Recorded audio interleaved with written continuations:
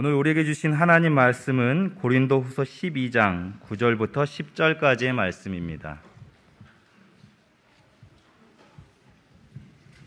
신약 299페이지입니다.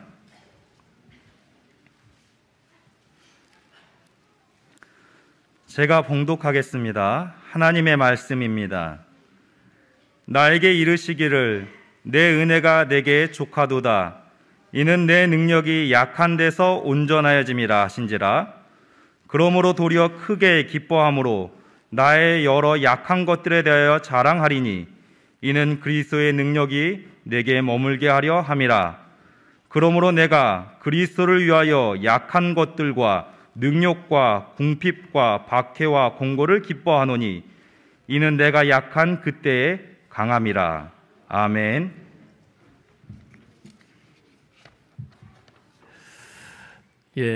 오늘 추수감사주일인데요. 추수감사주일을 맞이하여 이렇게 온 세대 연합예배로 영아부 아기들로부터 우리 80세, 90세 되신 우리 노인에 이르기까지 우리 화성가족이 이렇게 함께 한자리에서 예배드리니까 얼마나 기쁘고 좋은지 모르겠어요.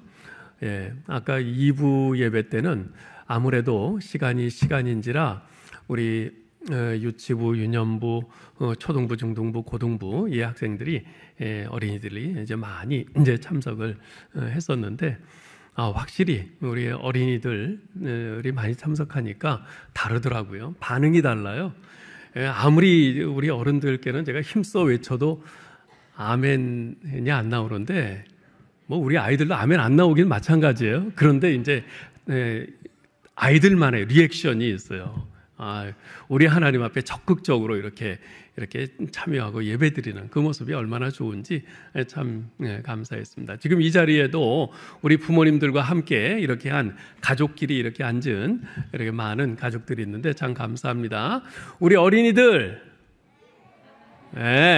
우리 한번 씩씩하게 대답해 볼까요? 우리 어린이들, 이렇게 엄마 아빠하고 같이 함께 예배드리니까 어때요? 좋아요? 별로 안 좋은가? 안 좋나요? 좋아요. 네, 그래요.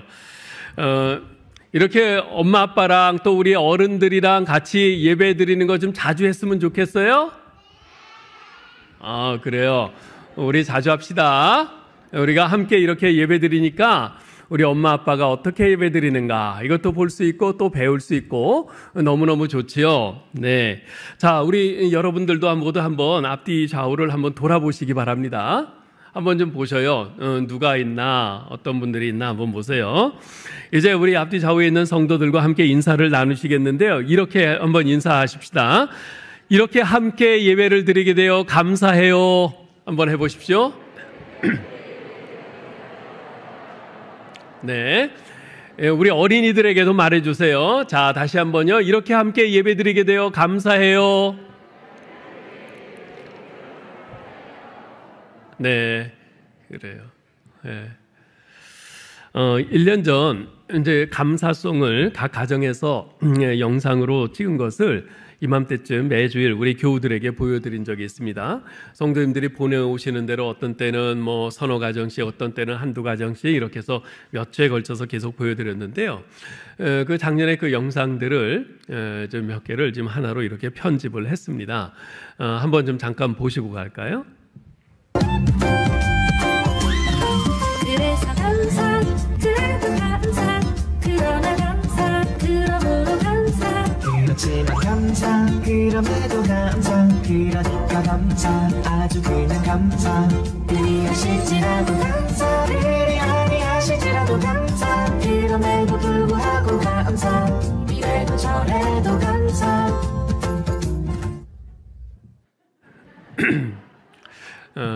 작년 기억이 새록새록 비어나죠. 그래서 감사, 그래도 감사, 그러나 감사, 그러므로 감사, 그렇지만 감사, 그럼에도 감사, 그러니까 감사, 아주 그냥 감사, 그리 하실지라도 감사, 그리 아니하실지라도 감사, 그럼에도 불구하고 감사, 이래도 저래도 감사, 매일매일 감사, 항상 감사, 쉬지 말고 감사, 범사에 감사. 이 감사송은요, 다양한 여러 가지 접속사들을 통해서 범사에 감사하자 하는 이제 그런 내용이었는데요. 우리가 참 많이 이렇게 부르면서도 이제 또 많이 은혜도 받고 그랬습니다. 그런데 여러분 혹시 가나다라 감사에 대해서 한번 들어보신 적 있나요? 가나다라 감사? 예, 이런 거예요. 한번 좀 잘 보세요. 우리 어린이들 중심으로 해서 모두 한번 운을 좀 띄워주실까요? 가 해보세요. 가족을 감사하자. 인생의 최고 선물은 가족이다. 나부터 감사하자. 내가 먼저 감사하면 세상이 나를 반긴다. 나를 감사하자. 자신에 대한 최고의 예우는 감사다. 다시 감사하자. 고수란 반복에 능한 자다. 또 감사하면 행복이 배가 된다. 다 감사하자. 모두를 감사함이 진짜 감사다. 라이프 스타일이 감사가 되게 하자. 감사로 시작해서 감사로 마치는 하루가 복되다. 마음껏 감사하자. 기왕이면 넘치는 감사를 하자. 바로바로 감사하자. 감사를 미루면 감사도 시든다. 사사건건 감사하자. 좋은 일도 나쁜 일도 감사할 때 기적이 일어난다. 아무에게나 감사하자. 감사는 여권과 같다. 국경이 없다. 자동으로 감사하자. 감사가 DNA가 될 때 정상을 살게 된다. 차선도 감사하자. 그러면 차선이 최선, 최고로 돌아온다. 카운트하듯 감사하자. 감사는 헤아리면 헤아릴수록 커진다. 타이밍을 맞춰 감사하자. 때에 맞는 감사가 성공 인생의 보증수표가 된다. 파노라마처럼 감사를 펼쳐보자. 감사가 내 마음의 이력서가 된다. 하루에 5가지를 감사하자. 다윗이 들었던 5개의 물맷돌과 같이 승리를 가져온다. 아멘. 어떠세요? 참 쉽고도 또 재미가 있죠. 이런 가나다라의 감사는 우리가 이것을 잘 숙지하고 따라하기만 한다면 이것이 천국을 사는 지름길이 아닐까 하는 생각이 듭니다. 기왕이면 여러분들이 이것을 가정에 붙여놓고 매일 들여다보면 좋겠어요. 그래서 원하시는 분들 가져갈 수 있도록 예배 안내석에 카피를 해놨으니까 필요한 분들은 나가시면서 하나씩 가져가셔서 방에도 붙이시고 냉장고에도 붙이시고 매일 보면서 한번 그렇게 실천을 해보시기 바랍니다. 자, 우리 어린이 여러분, 오늘 설교 제목이 뭔지 아나요? 아, 몰라요? 그래요. 모르면 이제 알면 돼요. 자, 오늘 설교 제목이 뭐냐면 꽃도 감사, 가시도 감사예요. 우리 같이 한번 해봅시다. 꽃도 감사, 가시도 감사. 네. 자, 여러분들 우리 어린이들 어떤 꽃 좋아해요? 혹시 장미꽃 좋아해요? 장미꽃 안 좋아하는 친구 있는데 어떤 꽃 좋아해요? 그러면 메리골드가 어떤 꽃인지 잘 모르겠는데 그래요. 메리골드 아주 굉장히 좋은 꽃인가 봐요. 그래요. 사람마다 좋아하는 꽃이 조금씩 다를 수 있는데 목사님은 장미를 좋아해요. 왜 장미를 좋아하냐면 우리 목사님 부인인 제 목사님 아내가 장미를 닮았어요. 예. 그래서 제가 항상 연애할 때 꽃을 사주면 항상 분홍색 장미를 선물을 하고 그랬습니다. 예. 자, 그런데요, 장미꽃 이쁘잖아요. 이쁜데 그 장미꽃 줄기에 뭐가 있죠? 삐죽삐죽 가시가 있어요. 가시가 있어요. 그래서 그 장미꽃 이쁘다고 그래서 잘못 만지면 그 줄기에 있는 가시에 콕 찔리죠. 찔려서 아파요. 피가 나요. 예. 자, 그럴 때 가시가 나를 찔러서 아프게 하고 피나게 하는데 그 가시에 대해서 감사할 수 있을까요? 쉽지가 않겠죠. 그죠? 자, 그런데 오늘 설교 제목은 꽃, 아름다운 장미꽃만 감사하는 것이 아니라 나를 찌르고 아프게 하고 피나게 하는 가시도 감사하자는 것이에요. 이것을 한마디로 표현하면은 범사에 감사하자. 기쁜 일에도 슬픈 일에도 성공할 때나 실패할 때나 건강할 때나 아플 때나 모두 감사하자 하는 것이에요. 자, 성경 인물 중에서 우리 어린이들 사도 바울 잘 알죠? 사도 바울 잘 알 텐데 사도 바울만큼 복음을 전하다가 많은 고난을 받고 고생을 당한 사람은 아마 없을 것 같아요. 사도 바울은 복음을 전하면서 당한 고난에 대해서 이런 고백을 합니다. 고린도후서 11장 23절로 27절인데요. 한번 잘 들어보세요. 옥에 갇히기도 더 많이 하고 매도 수없이 맞고 여러 번 죽을 뻔하였으니 유대인들에게 40에 하나 감한매, 즉 39대씩 매를 5번이나 맞았고 3번을 태장으로 맞고 1번을 돌로 맞고 3번 파선하였는데 일주야를 깊은 물 가운데서 지냈으며 여러 번 여행에 강의 위험과 강도의 위험과 동족의 위험과 이방인의 위험과 시내의 위험과 거짓 형제 중의 위험을 당하고 또 수고하며 애쓰고 여러 번 자지 못하고 줄이며 목마르고 여러 번 춥고 헐벗었노라. 정말 바울은 너무나도 많이 고생을 했어요. 이렇게 아시아에서 복음을 전하다가 당한 고난이 너무나도 혹독하고 감당하기 어려워서 살 소망까지 끊어졌다고 말을 해요. 마치 마음에 사형 선고를 받은 것과 같았다고 고백을 합니다. 그런데요, 그렇게 많은 고난을 받고 고생을 하던 사도 바울인데 그런 어려운 상황과는 어울리지 않게 바울은 항상 입을 열 때마다 감사하라, 감사하라 이 말을 강조하고 있어요. 바울은 우리를 향해서 쉬지 말고 감사하세요, 범사에 감사하세요, 감사함으로 기도하세요 이렇게 계속해서 말하면서 도전합니다. 자기는 감옥에 갇혀 있으면서도 감옥 밖에 있는 사람들을 향해서 오히려 감사하라고 그래요. 자신은 아무것도 없는 가난한 사람이면서 모든 것을 많이 가지고 누리고 있는 사람들에게 감사하라고 합니다. 자기는 육체적인 질병으로 고통을 당하면서 건강한 사람들에게 감사하세요, 감사하세요 말을 해요. 이처럼 늘 감사를 입에 달고 산 사도 바울의 감사는 한마디로 표현하면 꽃도 감사하고 가시도 감사하는 감사였어요. 왜냐하면 바울은 건강할 때도 감사했고 병약할 때도 감사했기 때문에 그래요. 가난할 때도 감사했지만 넉넉할 때도 감사했어요. 모든 일이 잘 풀리고 형통할 때도 감사했고 일이 안 풀리고 막힐 때도 감사했기 때문에 그래요. 기쁠 때도 슬플 때도 일이 잘 될 때도 안 될 때도 늘 감사하는 사람이었어요. 사실 우리가 꽃에 대해서 감사하기는 쉬워도 가시에 대해서 감사하는 것은 무척 어려워요. 꽃에 대해 감사하는 사람은 있어도 가시에 대해 감사하는 사람은 별로 없어요. 자, 그런데 한번 이렇게 생각해 보세요. 왜 가시에 대해서도 감사해야 되는가? 한번 생각을 해보죠. 자, 햇빛이 쨍쨍 내리쬐는 맑은 날이 있고 비바람이 막 거세게 몰아치는 그런 날이 있어요. 이 두 날을 꽃과 가시에 비유한다면 자, 꽃에 해당되는 날은 어떤 날일까요? 그렇죠. 맑은 날. 햇빛이 쨍쨍 내리쬐는 맑은 날은 꽃과 같은 날이라고 할 수 있어요. 그럼 가시와 같은 날은 어떤 날일까요?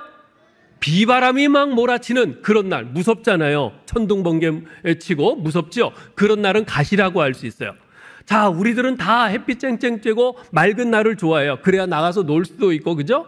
자, 그런데 한번 잘 생각해 보세요.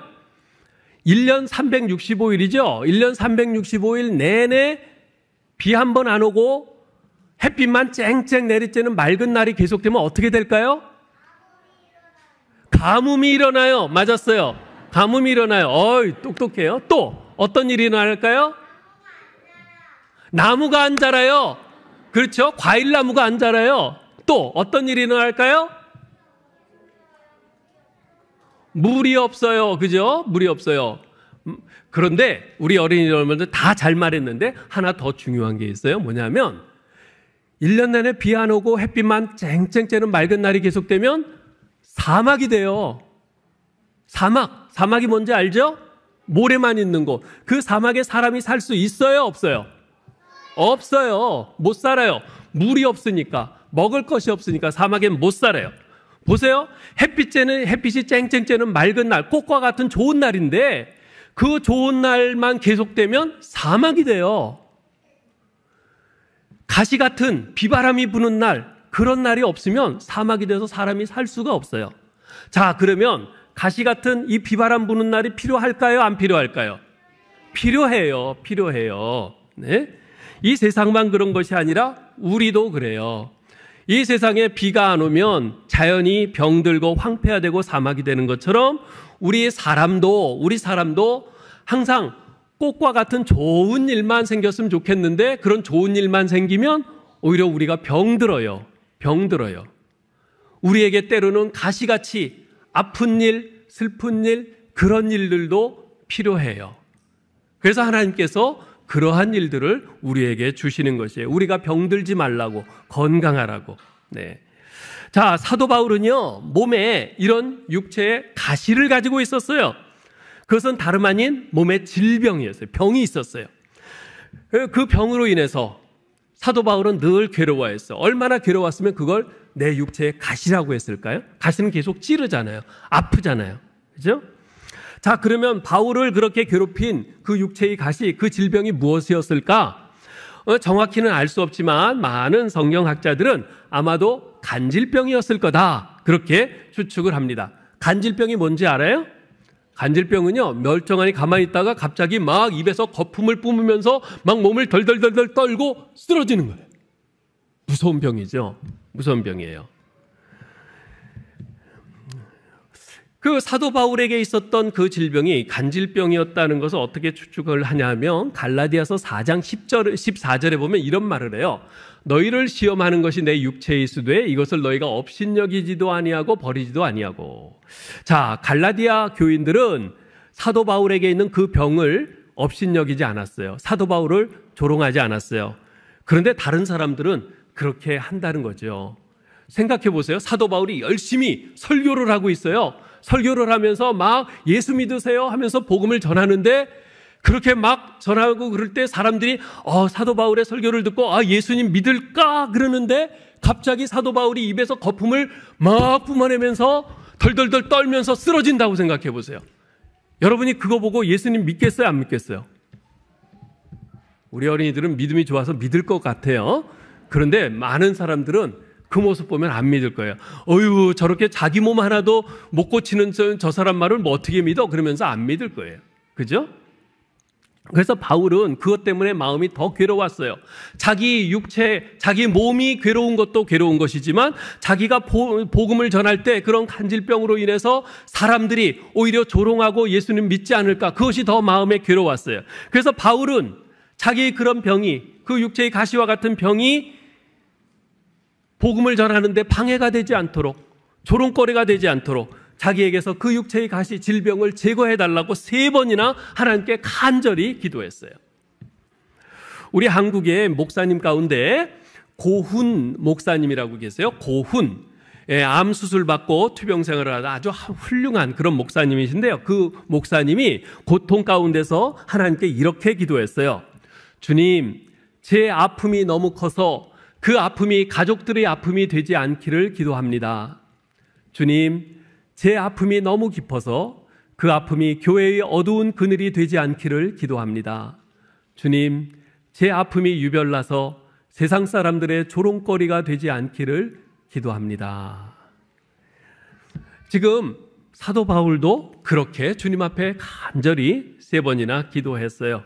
육체를 고통스럽게 하고 복음 전파를 방해하는 그 육체의 가시, 그 간질병을 제거해달라고 반복적으로 기도했어요.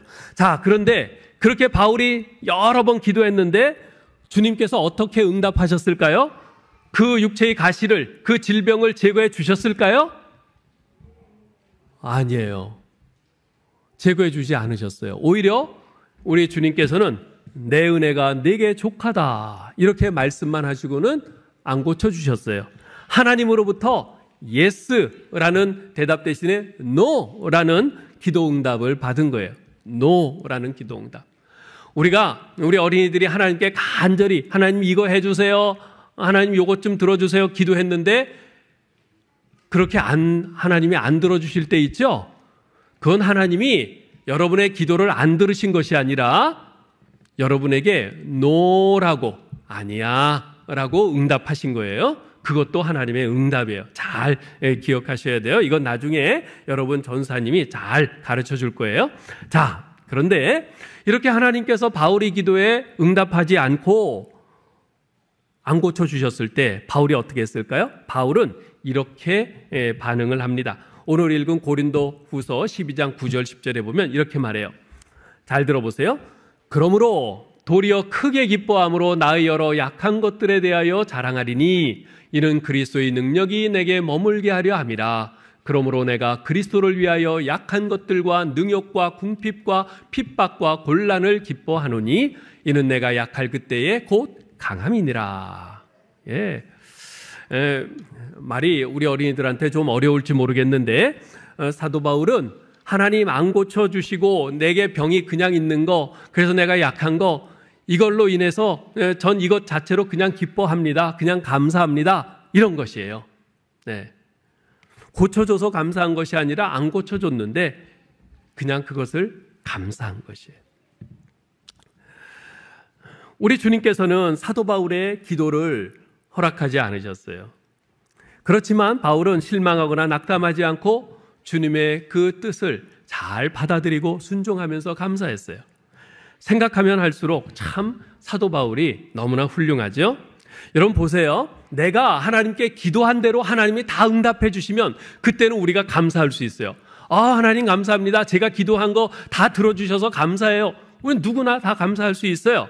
그런데 내가 기도한 대로, 내가 원하는 대로 하나님이 응답해 주시지 않을 때 그때 감사하는 것은 쉬울까요? 어려울까요?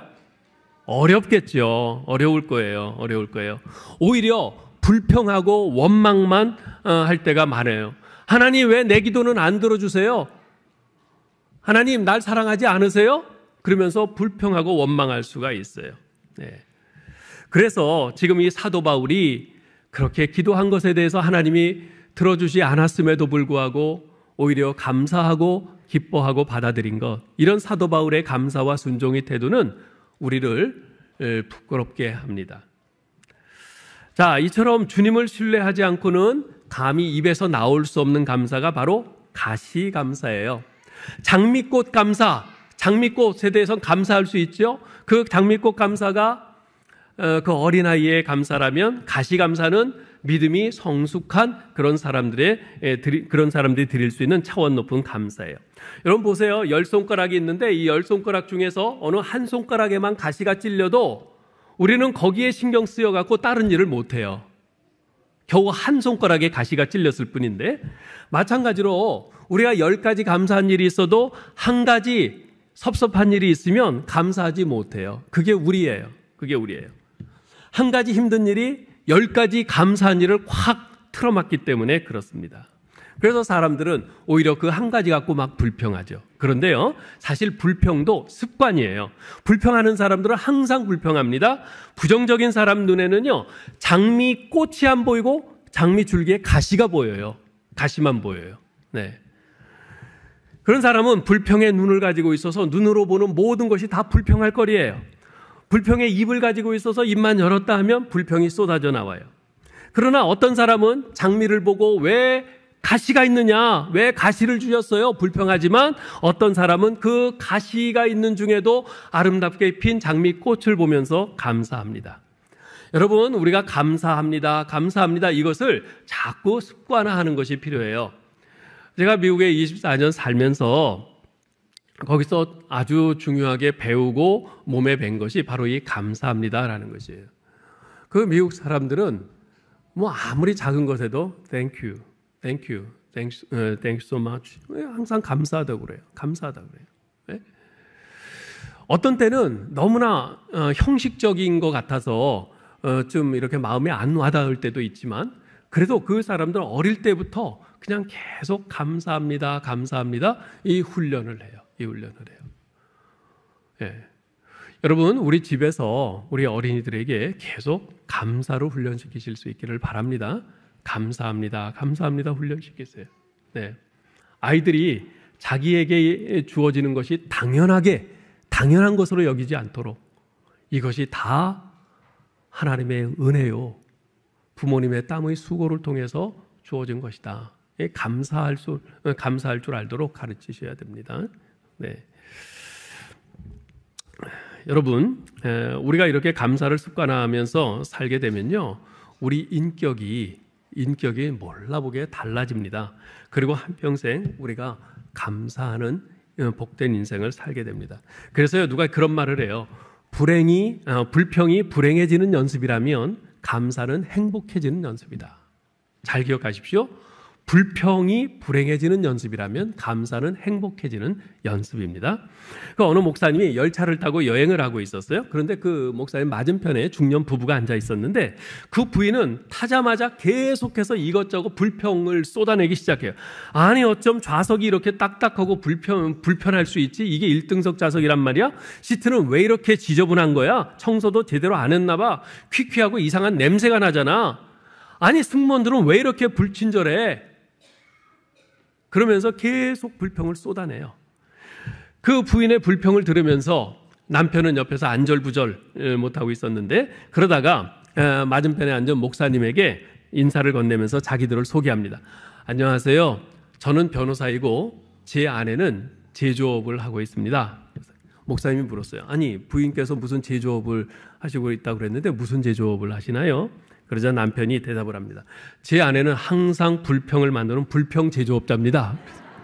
불평 제조업자래요. 불평 제조업자. 예, 여러분 어떠세요? 혹시 나는 매일 갖가지 불평을 계속 찍어내는 불평 제조업자는 아닌가? 예? 자기도 모르게 계속 그런 불평이 먼저 툭툭 튀어나갈 수 있어요. 그 사람에게는 점점 사람이 떨어져 나갑니다. 예. 여러분 감사는 우리 인생을 복되게 하지만요 불평은 우리 인생을 불행하게 만듭니다. 어떤 사람은 말을 해요. 겨울은 눈이 있어서 좋고 봄은 만물이 소생하는 것 같아서 좋고 여름은 초목이 우거져서 좋고 가을은 열매가 있어서 좋아요. 그랬더니 그 옆에 있던 사람이 이런 말을 합니다.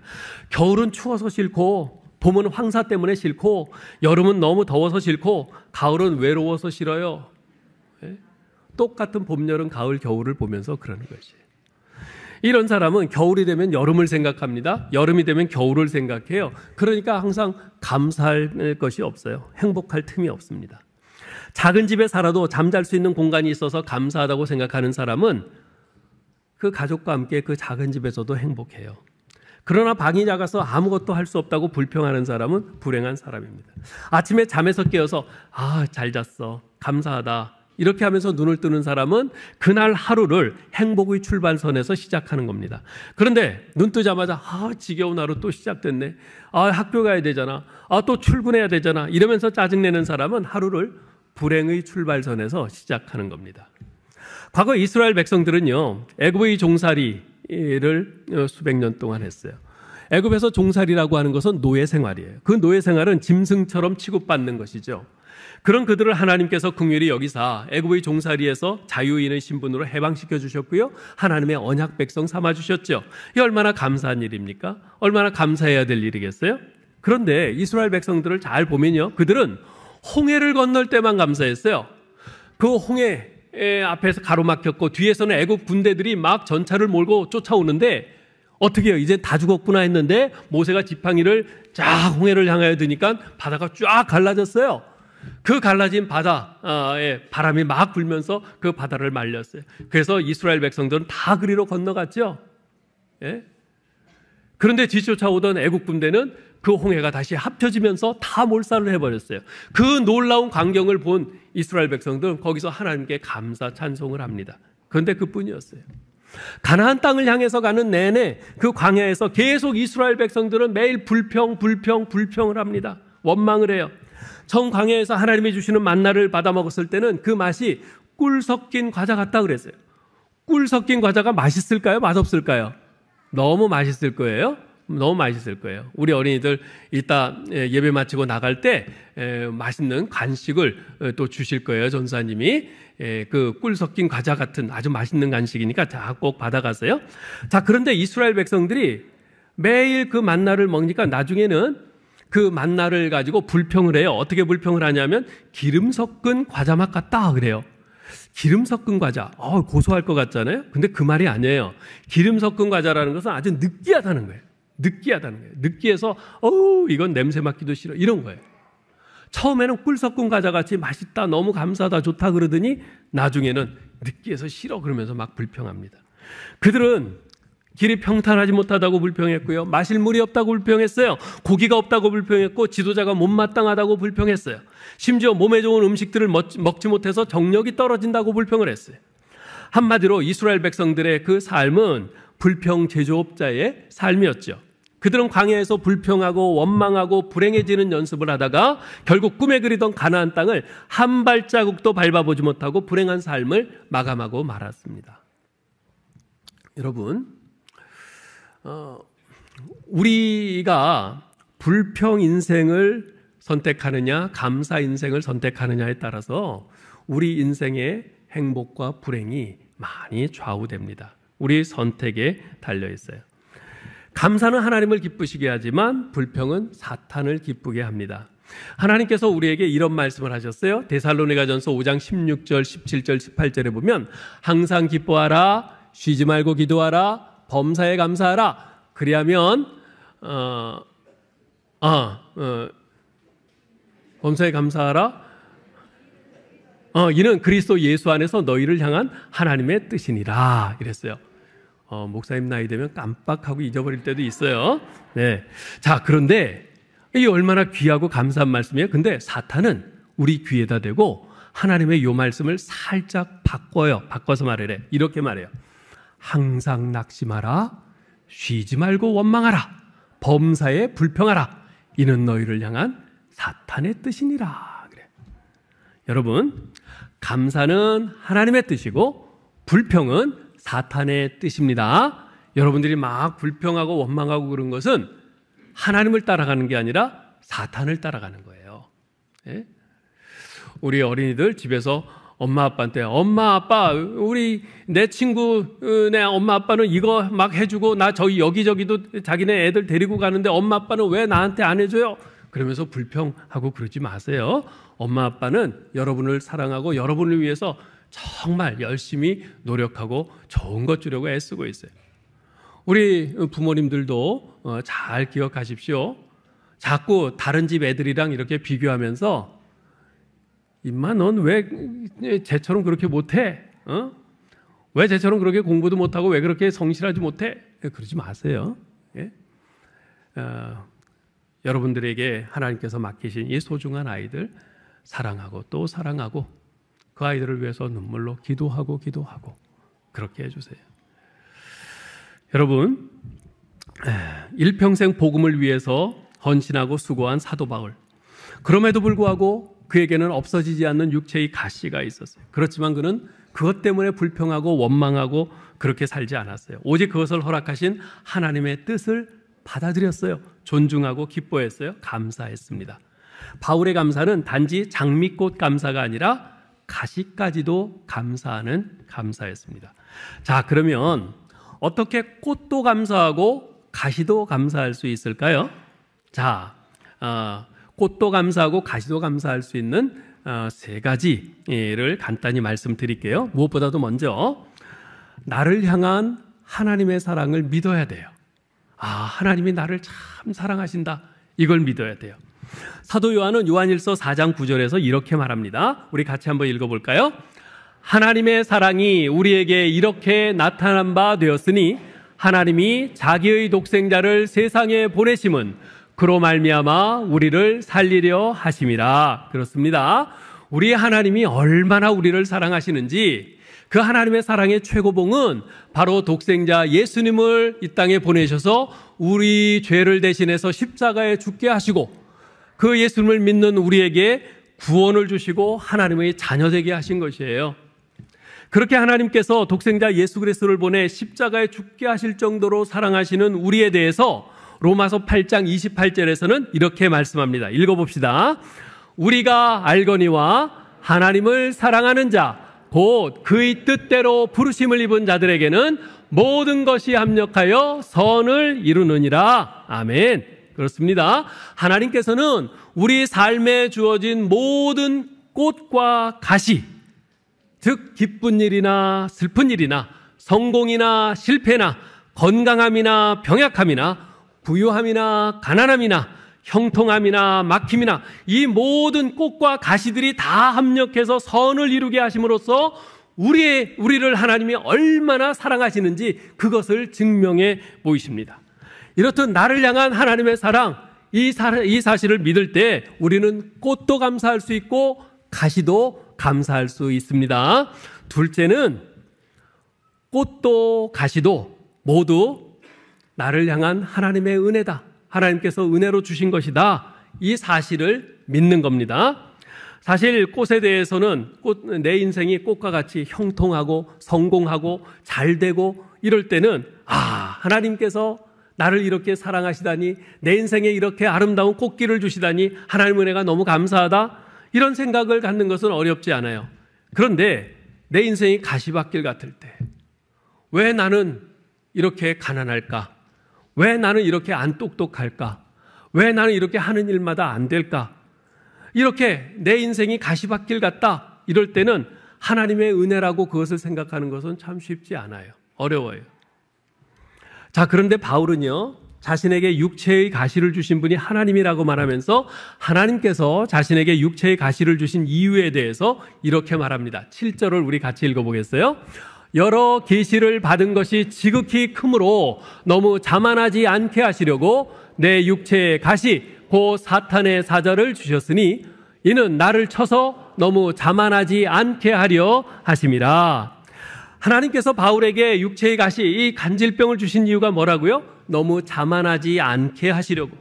사실 바울은요, 자만할 거리가 넘쳤던 사람이에요.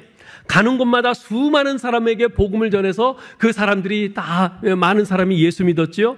또 가는 곳마다 많은 교회들을 세웠지요. 신약성경 27권 가운데 13권을 바울이 썼단 말이에요. 이처럼 그는 얼마든지 자만하고 교만할 수 있는 사람이었어요. 그러나 그가 자만하려고 할 때마다 간질병이 발작해서 거품을 물고 쓰러져요. 얼마나 창피하고 수치스러운 순간입니까? 육체의 가시인 간질병 때문에 바울은 자만할래야 자만할 수 없었던 사람이었어요. 결국 그 육체의 가시는 바울을 향한 은혜였죠. 바울이 자만하지 못하도록, 교만의 죄에 빠지지 않도록 하나님께서 바울을 지키신 하나님의 은혜였던 것입니다. 자, 그런데 하나님께서 바울에게 육체의 가시를 주신 그 또 하나의 이유가 있어요. 9절 10절 읽어보겠어요? 나의 여러 약한 것들에 대하여 자랑하리니 이는 그리스도의 능력이 내게 머물게 하려 함이라. 이는 내가 약한 그때에 강함이라.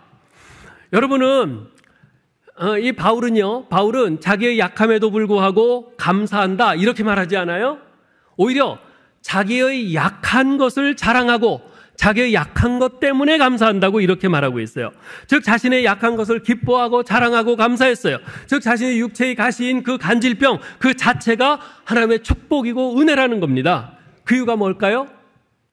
바울이 약할 때 그리스도의 능력이 그에게 머물기 때문에, 바울이 약한 그때에 그리스도로 말미암아 바울은 강해질 수 있기 때문에 그런 것이에요. 자, 여러분 한번 생각해 보세요. 우리 어린이들 집에서 책상 이렇게 들 수 있어요?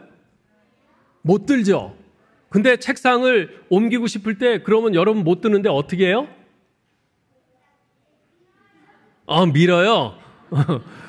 좋은 방법인데 안 밀리면 어떻게 할까요? 여러분 힘으로 안 될 때 어떻게 해요?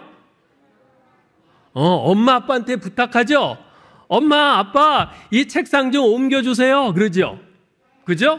그럼 엄마 아빠가 옮겨주잖아요. 맞아요. 내가 약할 때, 내가 힘이 없을 때, 내가 힘이 없고 내가 약할 때 누구에게 도움을 구해야 돼요? 우리 하나님께 도움을 구해야 돼요. 예. 우리에게 가시 같은 어려움이 있을 수 있어요. 실패가 있을 수 있어요. 아플 수 있어요. 가난할 수 있어요. 하는 일이 안 될 수 있어요. 그럴 때 정말 왜 내 인생이 이렇게 가시 같을까? 그냥 괴로워만 하고 있지 않아요. 우리는 하나님께 나아가요. 하나님을 바라보고 하나님께 가까이 가고 하나님께 외쳐 불러요. 하나님 도와주세요. 하나님 내가 이렇게 아파요. 하나님 나 좀 건강하게 해주세요. 하나님 우리 엄마 아빠가 아파요. 우리 엄마 아빠 좀 건강하게 해주세요. 하나님 우리 아빠 사업이 안 돼요. 우리 아빠 사업 좀 잘 되게 도와주세요. 하나님께 나아가는 거예요. 하나님을 바라보고 하나님께 기도하고 하나님께 부르짖는 거예요. 그럴 때 하나님께서 우리 기도를 들으세요. 예. 이렇게 우리에게 가시 같은 어려움, 그 어려움은 우리로 하여금 우리가 하나님을 바라보게 하고 하나님께 기도하게 하고 하나님께 가까이 나가게 하기 때문에 그것이 은혜요 축복인 겁니다. 우리 힘으로 다 할 수 있고 우리에게 다 잘 되면은 우리는 하나님께 안 나가요. 하나님께 기도 안 해요. 하나님께 부르짖지 않아요. 우리 힘으로 안 되니까. 우리 힘으로 안 되고 너무 괴로우니까 우리를 도와주시고 사랑하시는 하나님을 바라보고 하나님께 의지하는 거죠. 그렇게 우리가 더 많은 은혜를 누리는 겁니다. 결국 가시와도 같은 어려움이 우리에게 부어주시는 하나님의 은혜이자 축복인 겁니다. 이렇듯 내 삶에 주어진 꽃도 가시도 모두 나를 향한 하나님의 은혜임을 믿을 때 우리는 꽃도 감사할 수 있고 가시도 감사할 수 있는 겁니다. 끝으로 하나만 더 말씀드릴게요. 어떻게 꽃도 감사하고 가시도 감사할 수 있는가? 세 번째로 내가 무에서, 즉 빈손에서 시작한 존재임을 기억하는 거예요. 우리 어린이들 엄마 배에서 태어날 때 주먹에 돈 쥐고 태어난 사람 있어요? 없죠?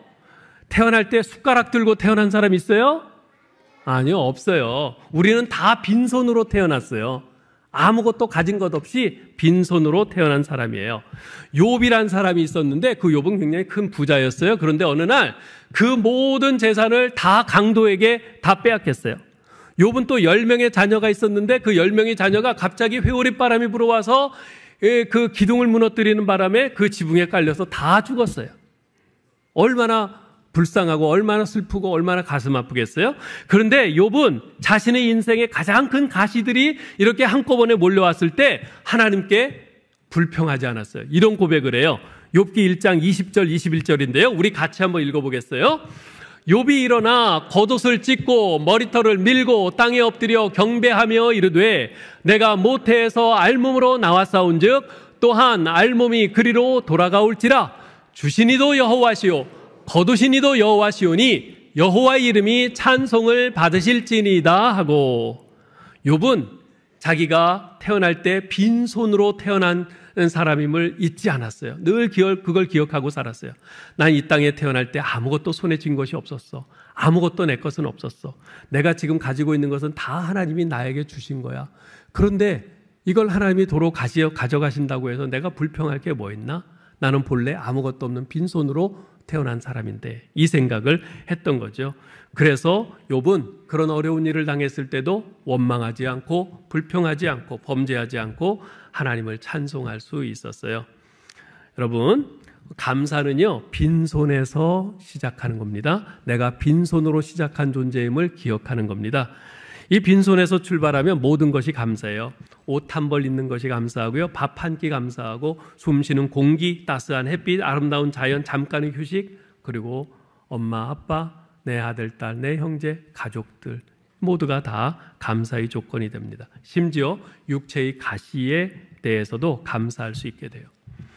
전쟁터에서 아들을 잃은 부부가 그 아픔을 딛고 교회에 출석을 했어요. 그리고 하나님께 감사헌금을 드렸어요. 근데 그 감사헌금 봉투에 이렇게 쓰여져 있었어요. 좋은 아들을 20년간 우리 곁에 두심을 감사합니다. 그리고 아들의 영혼을 받아주심을 감사합니다. 아들을 잃고 하나님께 불평하고 원망할 수도 있었지만 그 부부는 처음부터 그 아들은 자신들에게 없었던 존재임을 알았어요. 빈손으로 자신들은 왔음을 알았어요. 그런데 하나님께서 20년 전 그 아들을 선물로 주셨고 지난 20년 동안 그 아들과 함께 아름다운 추억을 쌓을 수 있었고 그 아들로 인해서 많은 기쁨을 자신들이 누릴 수 있었음을 생각을 했어요. 그러자 그 모든 것이 하나님의 선물임을 깨닫게 되었고 그 아들을 다시 하늘나라로 불러가신 하나님께 감사할 수 있었던 거죠. 우리 사랑하는 성도 여러분, 지금 여러분에게 어떤 꽃들이 있습니까? 혹은 어떤 가시들이 있습니까? 다 있을 겁니다. 여러분을 감사치 못하게 하는, 아니 불평과 짜증과 원망하게 만드는 육체의 가시가 있습니까? 여러분이 이 땅에 태어났을 때 빈손으로 시작했음을 잊지 마시기 바랍니다. 지금 여러분 손에 쥐고 있는 것은 모두 하나님께서 주신 은혜의 선물임을 잊지 마십시오. 심지어 여러분이 싫어하는 그 육체의 가시마저도. 이제 말씀을 맺겠습니다. 우리 어린이 여러분, 지난 21일 동안 감사일기 써본 사람, 감사일기 쓴 사람, 저 위에 여러 어린이들 있네요. 예, 그래요. 잘했어요. 아직 못 쓴 사람은 계속 해도 돼요. 계속 오늘 내일 뭐 계속 써도 돼요. 자, 이 감사일기를 목사님도 썼는데요. 어제 목사님이 설교 준비를 하면서 이 감사일기 쓴 것을 한번 쭉 이렇게 들춰봤어요.